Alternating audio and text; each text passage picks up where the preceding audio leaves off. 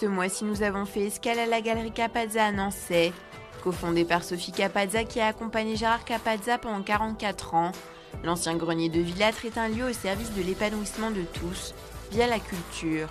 Actuellement, la galerie accueille le travail de 92 artistes et des expositions de peinture, de photographie et de céramique catalane. En cette période particulière, collectionneurs et amateurs peuvent profiter des œuvres sous tous les angles, virtuellement.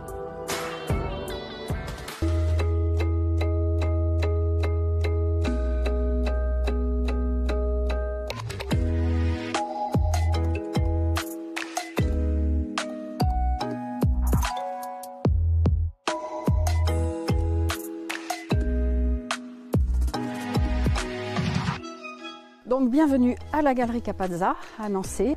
Je suis Madame Capazza, j'ai accompagné Gérard pendant 44 ans. On s'est connus donc février 76 et nous avons donc signé un bail amphithéotique pour ce lieu automne 78. Voilà. Il y a eu 2 ans et demi de gros travaux avant de pouvoir ouvrir parce qu'il n'y avait pas de porte, pas de fenêtre, pas d'eau, pas d'électricité.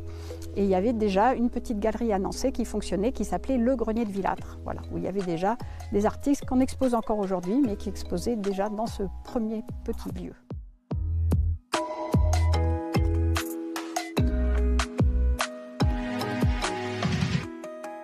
Alors ce qui est clair, c'est que Gérard a déclaré, en fait, à l'adolescence, il a une révélation, il a fait des études d'animation socioculturelle et à l'adolescence, il a dit « Je mettrai mon énergie au service de mes semblables quant à leur épanouissement par le biais de la culture ». Donc c'était offrir un lieu où en fait tout le monde est bienvenu et c'est un lieu de visite, il y a le côté patrimonial et puis la découverte des artistes. Il y a à la fois des collectionneurs qui se laissent séduire par des œuvres. On peut trouver des œuvres d'un budget tout à fait raisonnable, des œuvres plus importantes. Voilà, ceux qui ont plus de moyens permettent que ceux qui en ont moins profitent du lieu de la même façon.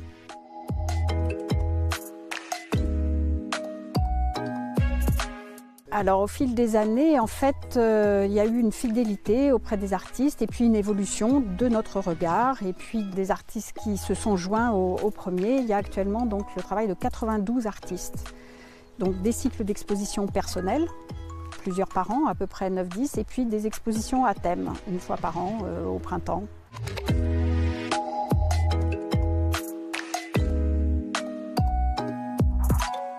On est très sensible à la matière en fait. Si on parcourt la galerie, c'est vrai qu'il y a quand même beaucoup de céramique et tout, mais autant au niveau pictural aussi, il y a des peintures qui ont elles-mêmes de la matière. Et on est très gourmand, donc en fait c'est très éclectique on pourrait dire, mais c'est quand même, et Gérard disait toujours en fait son idéal c'est que chaque œuvre émette un rayon, une intensité, et l'idéal c'est de reconstruire un cercle parfait, que chaque rayon émis par chacune des œuvres émette un rayon d'une même intensité pour refaire un cercle parfait en fait. C'est une histoire à long terme, qu'on continue d'écrire avec la même énergie depuis toutes les années.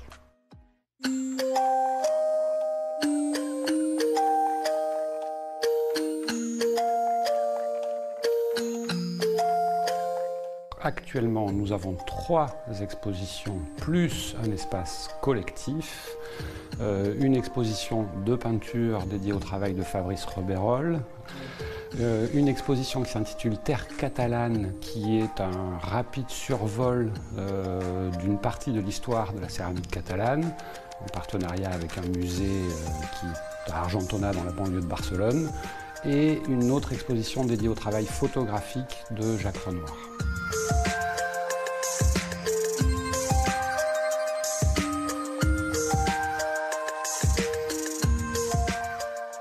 Fabrice Rebeyrolle, donc né en 1955 à Paris, et j'en parle parce que ça me paraît important de souligner qu'il a fait les Beaux-Arts de Paris, mais aussi l'école du Louvre. On trouve dans la peinture de Fabrice Rebeyrolle cette substance, ce travail sur la matière en fait, qui est très très important pour lui, la matière peinture, mais aussi la matière poétique, métaphysique.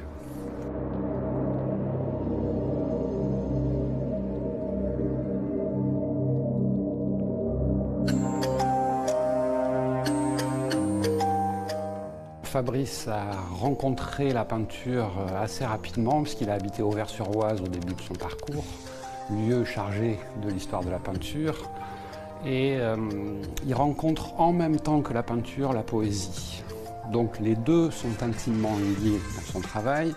Effectivement, dans cette exposition-là, nous avons fait le choix de ne montrer que de la peinture non figurative, à une exception, le fameux cri, une façon de mettre en valeur ou de donner une épaisseur au silence de la peinture non figurative.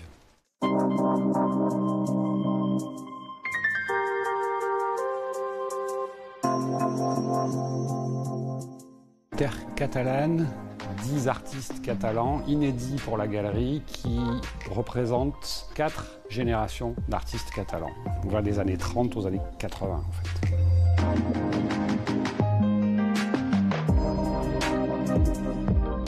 Il y a en Catalogne une tradition artistique de façon large, tout matériau et tout médium confondu. La céramique fait partie de ces moyens d'expression et la terre catalane est une terre très riche de céramistes inventifs, sensibles et qui font un travail magnifique.